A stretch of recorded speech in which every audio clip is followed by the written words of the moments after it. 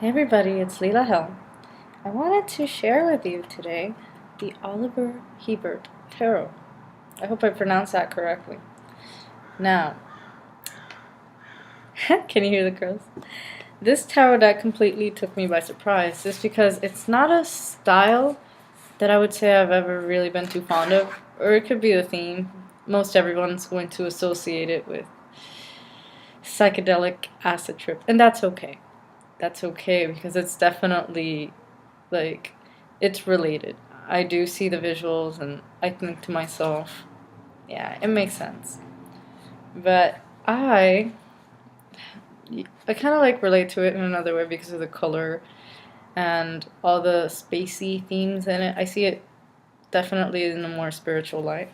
I'm keeping it in this temporary bag. My friend Natty is actually guilty for me getting this bag, but I'm planning on getting a custom-made bag for this tarot deck, and I'll be sure to show it to everybody when I do. So here it is, the Oliver Hibert Tarot, and it's so cool. It is really, really cool. Something that I really love about this deck is how thin the cards are. I'm trying to see if I can compare it with anything else. Well, here's my Tarot Nefertari. It's more or less the same as a Lo Scarabeo deck. And they fan out really nicely. They shuffle very well.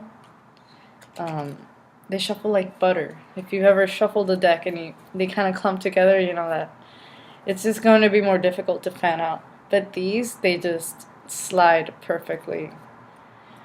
Talking like a true paper lover. But I really recommend this deck. It's great. The crows think it's great too. I've been working with it, so it's already out of order. Sorry. There's nudity. It has a limited color palette, which I really like because it unifies the whole reading when you have it out on the table.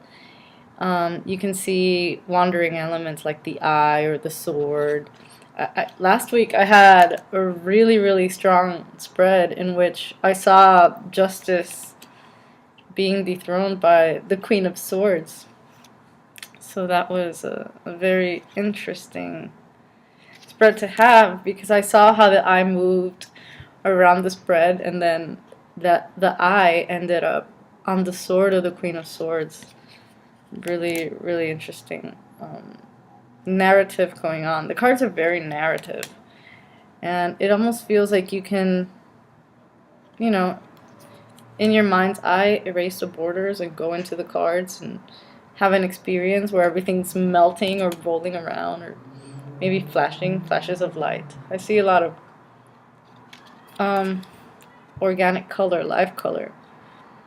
There's an implied movement in the cards, and so you start seeing that when you look into them more deeply, and you don't just graze the surface and you're like, oh, Knight of Wands, oh, King of Swords. More so you start seeing, movement in these cards, and I think that's really cool. To tell you the truth, I think it's the color palette that does that. I feel like the fact that he only uses like 6 or 7 colors is helping us see something happening in these cards. Like even this, I see this turning or like in a wavy sense. It's kind of hard to put into words when it's best felt. But there is a lot of crazy energy in this tarot deck. And like I said, it was very unexpected for me to resonate with this deck in the way that I did. Just because the style is not really what I'm used to. I've come to love the style. Oliver Hibert made me... Oh! I wonder how that happened. Made me really love this style of artwork. His style of artwork. It's very magical. And I know I throw that word around a lot, but when I talk about magic, I mean a type of rapport between the reader and the cards that is more than just someone shuffling a deck of cards. You feel a sense of life coming from this deck.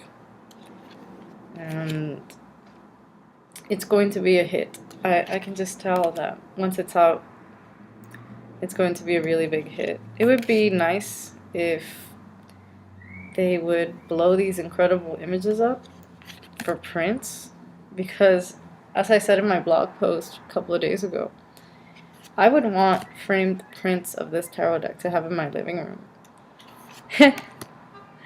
It certainly would add some color to my usual black, gray, and purple scheme of color. Mostly black and purple. But I can't tell you enough how crazy I am about it right now, and it's just been such a big surprise. This is my favorite card in the whole deck. That black and white striped background with the eye is amazing. Super, super, super amazing. Which makes me realize there is no card in this deck that I don't like. Perhaps the whole color scheme of like pink with green is a little weird for me, or like orange with green, but I really don't dislike any of the cards. Oh, check out the skulls. They're unlike anything I've ever seen before in a tarot deck.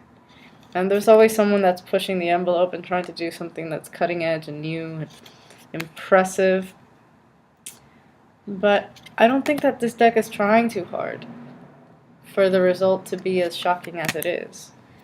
On Tumblr, I posted the photos of my review, just because I always like to plug my blog there so people will be able to read my reviews from Tumblr.